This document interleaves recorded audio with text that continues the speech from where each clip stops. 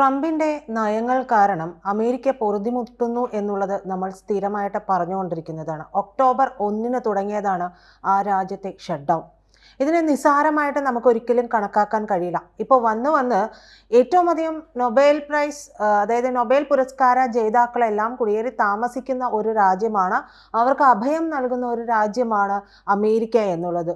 ആ നൊബേൽ പുരസ്കാര ജേതാക്കൾ പോലും അമേരിക്ക വിട്ടു പോകേണ്ടുന്ന ഒരവസ്ഥയിലേക്ക് എത്തിയിരിക്കുന്നു എന്നുള്ളതാണ് ഏറ്റവും പുതിയ ഒരു വിഷയം എന്നുള്ളത്. അതായത് 2019 സാമ്പത്തിക ശാസ്ത്രത്തിനുള്ള നൊബേൽ സമ്മാനം നേടിയിട്ടുള്ള ഇന്ത്യൻ വംശജനായിട്ടുള്ള അഭിജിത്ത് ബാനർജിയും എസ്തർ ഡഫ്ലോയും അവിടം വിടാൻ പോകുന്നു. അതായത് അമേരിക്ക വിടാൻ പോകുന്നു. എന്താണ് കാരണം?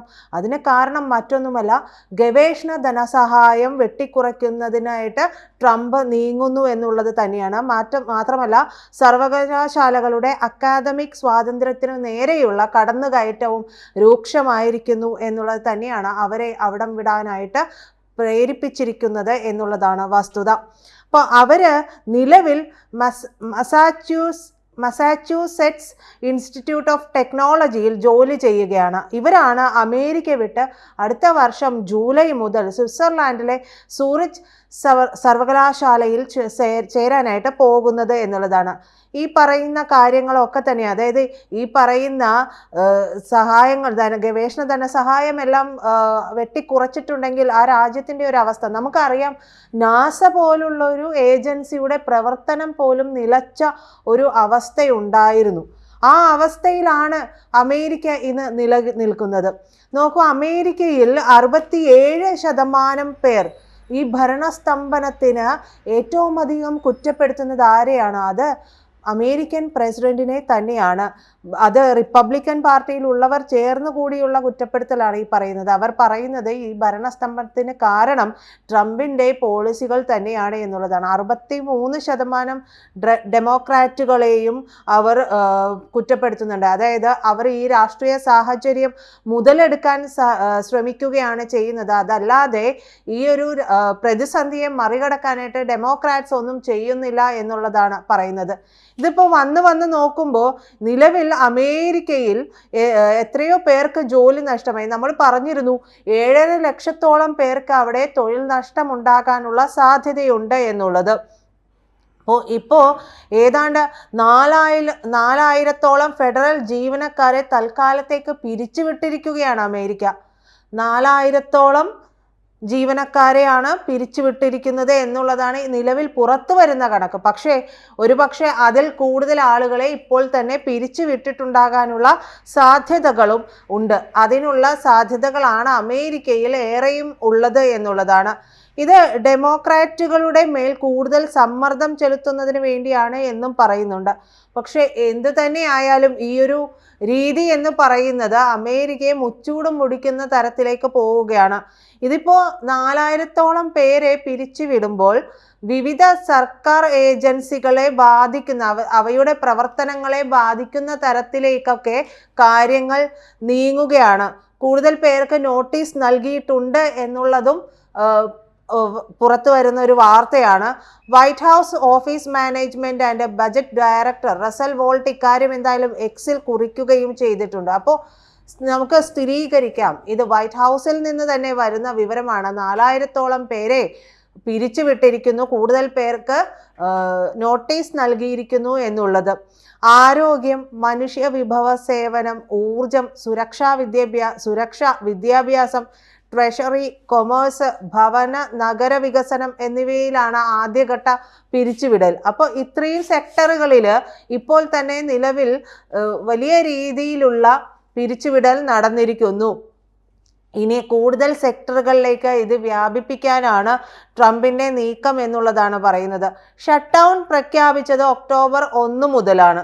അപ്പോൾ ഈ ഒക്ടോബർ 1 മുതൽ തന്നെ പലതരത്തിലുള്ള ആശങ്കകളൊക്കെയും ഈ അമേരിക്കയിൽ നിലനിന്നിട്ടുണ്ടായിരുന്നു. ശമ്പളമില്ലാതെയാണ് നിലവിൽ ഈ മേഖലയിലുള്ളവർ ജോലി ചെയ്യുന്നത്. സാമൂഹ്യ സുരക്ഷാ പേയ്മെന്റ്സ്, വിദ്യാർത്ഥികൾക്കുള്ള സഹായം, ആരോഗ്യ പരിപാലന ചെലവുകൾ തുടങ്ങിയിട്ടുള്ള കാര്യങ്ങളെല്ലാം തന്നെ ഇപ്പോൾ മാത്രമാണ് ഇപ്പോൾ നടക്കുന്നത് എന്നുള്ളതാണ്. അതുമെല്ലാം മുടങ്ങിയിരിക്കുന്നു എന്നുള്ളത് തന്നെയാണ് പ്രധാനപ്പെട്ട വാർത്ത.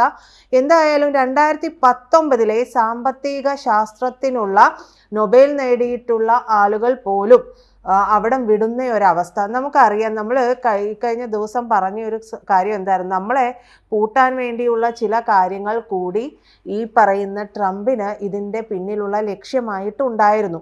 അപ്പോൾ ഈ ലക്ഷ്യം നമ്മളെ വഴിമുട്ടക്കാൻ വേണ്ടിയാണെങ്കിലും നമ്മൾ ഏതാണ്ട് 18ഓളം സെക്ടറുകളിൽ സ്വയം പര്യാപ്തത കൈവരിച്ചിട്ടുണ്ട് എന്നുള്ളതാണ്. മാത്രമല്ല, ഈ കഴിഞ്ഞ ദിവസം പുറത്തു വന്ന റിപ്പോർട്ട് എന്ന് പറയുന്നത് നമ്മുടെ ഇലക്ട്രോണിക്സ് രംഗത്തെ കുതിപ്പിനെ കുറിച്ചുള്ളതാണ്. അത് ഇലക്ട്രോണിക്സ് രംഗത്തെ കുതിപ്പ് അതല്ലെങ്കിൽ നിർമ്മാണം 6 മടങ്ങ് വർദ്ധിച്ചിരിക്കുന്നു എന്നുള്ളതാണ്. 11.3 ലക്ഷം കോടി രൂപയായിട്ട് അത് ഉയർന്നിട്ടുണ്ട്. മൊബൈൽ കയറ്റുമതി എന്ന് പറയുന്നത്, അതായത് ഇന്ത്യയിൽ നിന്നുള്ള മൊബൈൽ കയറ്റുമതി എന്ന് പറയുന്നത് 127 മടങ്ങ് വർദ്ധിച്ചിട്ടുണ്ട് എന്നുള്ളതാണ്. നോക്കൂ, ഒരു ദശാബ്ദം മുമ്പ് നമുക്ക് ഇത്രയൊന്നും ഉണ്ടായിരുന്നില്ല. ഏകദേശം ഒരു 6 മടങ്ങ് ഇത്രയൊന്നും ഉണ്ടായിരുന്നില്ല. പക്ഷെ അതിൻ്റെ ഒരു 6 മടങ്ങ് ഇപ്പോൾ വർധന ഉണ്ടായിട്ടുണ്ട്. 2014-15 1.9 ലക്ഷം കോടിയായിരുന്നു ഈ രംഗത്ത് വളർച്ചയുണ്ടായിരുന്നത്. 2014-15 38,000 കോടി രൂപയിൽ നിന്ന് 2024-25 8 മടങ്ങാണ് വർദ്ധിച്ചിട്ടുള്ളത്. 3.27 ലക്ഷം കോടി ഉണ്ടായി. മാത്രമല്ല, ഈ ഒരു സെക്ടറിൽ 25 ലക്ഷം തൊഴിലവസരം 10 വർഷത്തിനിടെ ഉണ്ടായി എന്നുള്ളത് വലിയൊരു മികവ് തന്നെയാണ്. അപ്പോൾ നാസ പോലുള്ള ഒരു ഏജൻസിയുടെ, ബഹിരാകാശ ഏജൻസിയുടെ പ്രവർത്തനം നിലയ്ക്കുന്ന രീതിയിലേക്ക് നമ്മളെ വടിയെടുത്ത് അടിക്കാൻ ഓങ്ങിയ അമേരിക്കയുടെ പ്രവർത്തനം താളം തെറ്റിയിരിക്കുന്നു. അമേരിക്ക വലിയ ഒരു നഷ്ടത്തിലേക്ക് കൂപ്പുകുത്തിയിരിക്കുന്നു. പക്ഷെ മറിച്ച് ഇപ്പുറത്ത് എന്ത് സംഭവിച്ചു? നമുക്ക് നേട്ടമാണ് ഉണ്ടായിട്ടുള്ളത്. ശരിയാണ്, അമേരിക്കയുടെ താരിഫുകൾ വഴി നമുക്ക് ചെറിയ രീതിയിലെങ്കിലും നഷ്ടങ്ങൾ ഉണ്ടായിട്ടുണ്ട്. ചില മേഖലകളിലൊക്കെ നമുക്ക് നഷ്ടങ്ങൾ ഉണ്ടായിട്ടുണ്ട്. പെടുന്നതിനെയുള്ള ചില അത്യാഹിതങ്ങൾ വരുമ്പോൾ സ്വാഭാവികമായും ഒരു രാജ്യത്തിന് ഉണ്ടാകാവുന്ന എല്ലാ തരത്തിലുമുള്ള പ്രശ്നങ്ങളും ഉണ്ടായിട്ടുണ്ട്. പക്ഷെ ഇതിനെല്ലാം തന്നെ മുന്നിൽ കണ്ടുകൊണ്ട് നമ്മൾ നടത്തിയിട്ടുള്ള പ്രവർത്തനങ്ങളെല്ലാം വളരെ വലിയ രീതിയിൽ തന്നെ നമ്മളെ ഗുണപ്പെടുത്താനുള്ള കാരണമായി മാറുകയും ഒക്കെ ചെയ്തിട്ടുണ്ട്.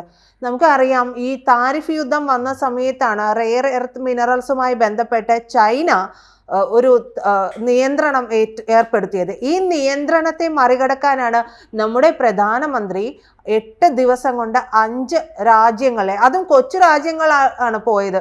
അപ്പോൾ എല്ലാവരും ചോദിച്ചു, എന്തിനാണ് ഈ കൊച്ചു രാജ്യങ്ങളിലേക്കൊക്കെ പ്രധാനമന്ത്രി പോകുന്നത്? ഇങ്ങേർക്ക് ടൂർ പോകുന്നത് മാത്രമേ ഒരു തൃപ്തിയുള്ളൂ എന്നൊക്കെ ചോദിച്ചു. പക്ഷെ അവിടെ നിന്നും വലിയ വലിയ കരാറുകളാണ്. അവിടെയൊന്നും ആരും ഇറങ്ങിയിട്ടില്ല. പക്ഷേ ഈ രാജ്യങ്ങൾ ഉൾപ്പെടെ ലാറ്റിൻ അമേരിക്കൻ രാജ്യങ്ങളുണ്ട്, ആഫ്രിക്കൻ രാജ്യങ്ങളുണ്ട്. ഇതിൻ്റെ എല്ലാം വിപണിയുടെ വാതിലുകൾ, ഈ രാജ്യങ്ങളെല്ലാം ഇന്ത്യക്ക് വേണ്ടി വാതിലുകൾ തുറന്നിട്ടിരിക്കുന്ന ഒരു സാഹചര്യമുണ്ട്. പക്ഷെ മറിച്ച് അമേരിക്കയ്ക്ക് മുമ്പിൽ എല്ലാവരും വാതിൽ കൊട്ടിയടക്കുന്ന ഒരു സമീപനം കൂടിയുണ്ട്. അത് നമ്മൾ മനസ്സിലാക്കണം. അപ്പോൾ ട്രംപ് ഇപ്പോഴും ഒരു പുറംമോടിയിൽ നടക്കുകയാണ്. പണ്ടത്തെ ആനപ്പുറത്തിരുന്നതിൻ്റെ തഴമ്പ് തടവിക്കൊണ്ട് നടക്കുന്ന ഒരു പ്രസിഡന്റ് മാത്രമായിട്ട് ട്രംപ് മാറുകയാണ്. അമേരിക്കയിൽ ഏതാണ്ട് 4000-ഓളം പേരുടെ ജോലി നഷ്ടമായിരിക്കുന്നു. വരും ദിവസങ്ങളിൽ ഇതിൻ്റെ എണ്ണം കൂടാനാണ് സാധ്യത. മാത്രമല്ല, വലിയ രീതിയിൽ സാമ്പത്തിക ബാധ്യതയിലേക്ക് പോകാനുള്ള സാധ്യതകളും നിലനിൽക്കുന്നു. കൂടുതൽ വാർത്തകളും വിശേഷങ്ങളും നിങ്ങളിലേക്ക് എത്താൻ ABC മലയാളം സബ്സ്ക്രൈബ് ചെയ്യുക, ബെൽ ബട്ടണും അമർത്തുക.